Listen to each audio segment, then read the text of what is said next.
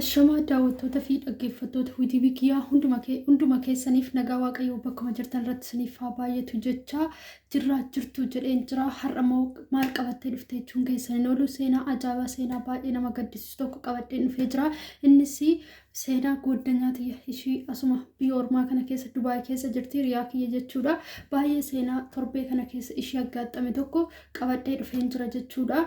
Obboleessi keenya tokko leensaa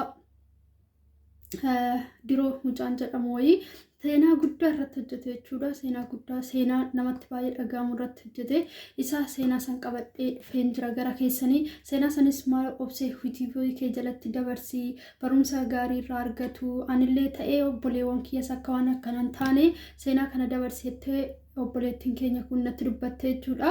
Kanaaf seenaa sanan qabadhee dhufee adaraa sheer laayik gochuudhaan seenaa kun wal qaqqabsiisaa barumsa guddaa of keessaa qaba isiniin jedha. Seenaa kana immoo kallattumaan isin dhageessisa jechuudha. Nagaan fi jaalalli waaqayyoo godhaa fi biyyoota mana jirtanii keessatti hunduma keessaniif abaayyatu jechaa ani nagaa godhaa waaqayyoo isaan hundumaa keessatti nagaa nuuf kenneef galanni guddaan haa ta'u jechaa. Egaa dursa waaqayyoo araara isaa fi akkasuma laphee dhiifama isaatiin addunyaa kana aamillatu jechaa. Akkasuma waaqayyoo dhaloota keenya xiqqaaf guddaadhaaf araara isaa haa deebisu jechaa. Hundumti keessaniyyuu baga nagaa qabaachani. Nagaa kootti aansuudhaanii egaa seenaa na mudatee isiniif ibsuu dhufee jira.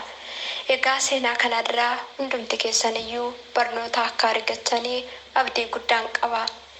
Egaa namni akkuma garaan isaa keessaa dhalatu kaayyoo fi karoora isaa akkasuma erga guddatee baafatee itti jiraachuu ni danda'a.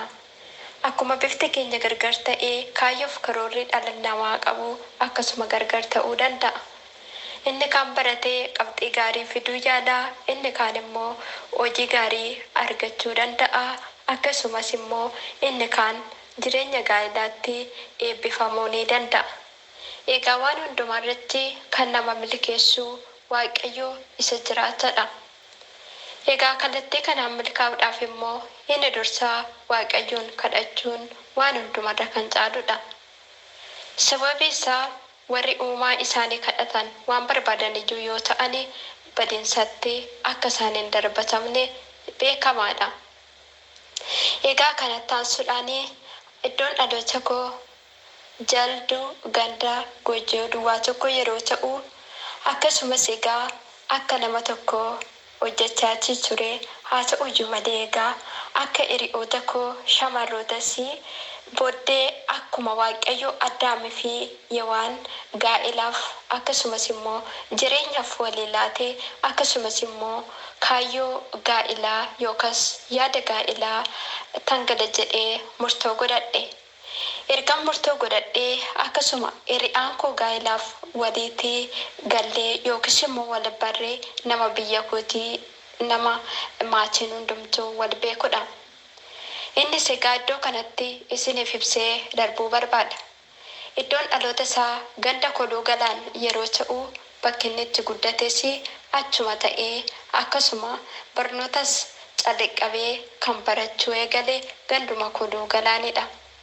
Haa ta'u iyyuu malee egaa hanga kutaa 8tti yoo achitti baratu isa booddee akkasuma jalduu ganda gojjoo duwwaa tokkotti darbuudhaan hanga kutaa 12tti barachaa kan turedha. Egaa haa ta'u iyyuu malee waan hunduma keessatti kan nama milkeessus waaqayyodha. Isa booddee egaa maatiin keenya waan beekanii fi isa booddee nullee wal haasofsiisuu calliqamne. Sababi isaa egaa inni kaan onlaayinii irraa wal baree wal ganee yookaas immoo wal sobee kan jedhullee shakkii tokko hin qabnu. Sababi isaanis nama biyya kootiiti nama maatiin koo beekudha. Anillee nama maatii isaanii beekudha jechuudha.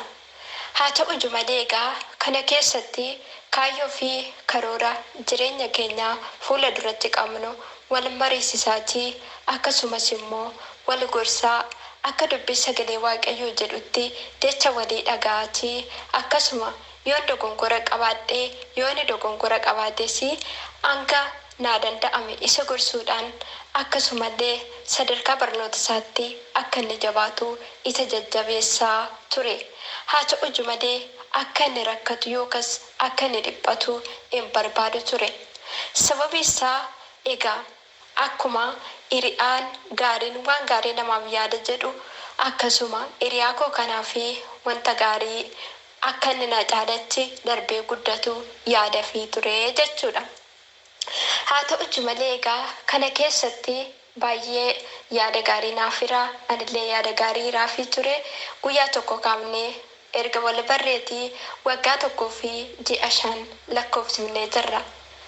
Egaa kana keessatti akka Waaqayyo jaalatuttis akka maatiin keenya jaalatanittis egaa akkuma aadaa abboota keenyaa fi haadhota keenyaa akkasuma xalayyaa waraqaa gaa'elaa gara maatiitti ergamu jechuudhaan na mariisisee anis eshi baqqaa erga nama biyya koo ta'eetii jedheetanii tolee rakkoon qabu irratti mari'annaa jedhee fi yaada kana iraafii ture. Haa ta'u malee eshi jennee guyyaa muraasni yeroo afu waraqaan gara charchii yookaan immoo iddootti waaqeffannaa kootitti kan ergamudha dursa waan ta'eef achi ba'ee maatii bira deema.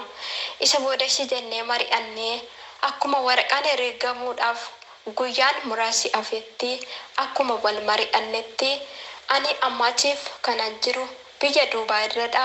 Isa booddee baqqaa waliigallee akkuma kaadhimaa tokkotti isa booddee anis asii hojii koonaan hojjedha. Atis immoo achitti barnoota koo baradhee isa booda hanga ati dhuftutti barnoota kootti jabaadhee barnoota koo baradha. Atis immoo guyyoota qabdu hojii qabdu hundumaa obsaa fi tasgabbiidhaan xumuradhu jechuudhaan yaada kana naaf hire. Anis baay'ee jecha isaa waanan fudhadhuu fi innis jecha koo waan fudhatuu fi ishee jennee walii gallee akkasuma mana barnootaatti akka inni deebi'ee barnoota isaa qabxii kutaa 12ffaa fudhatu jajjabeessaa ture. Egaa haa ta'u malee innis ishee jedhee kutaa 12ffaa barachuu calqabe. Barumsa kutaa 12ffaa kana kan calqabe bara 2000 fi akkasuma bara 2015 yoo ta'u egaa waraqaan gaa'ela keenyas maatiin keenya walaa baran jechuudhaan akka wal mari'annetti haa ta'u malee egaa yoo Waaqayyo waliif nama laate malee hin ta'u. Inni guddaan garuu Waaqayyo isa haala hundumaatti dabarsee nan laanneef galanni haa ta'u jecha kanan Waaqa koo galateeffadhu isa badeensa keessaa na oolche kanadha jechuudha. Egaa obboloota koo guyyaa muraasni akkuma afetti akkuma maatiin keenya walaa baran jennetti innis immoo maatiisaa anaatiin na barsiisee anillee jechuudha yoo maatii koo dhaqeetoo arguu baateyyuu maatiin koo akka isaan baranii maatii kootti himee ture jechuudha. Haa ta'u malee maatiin koos waan beekan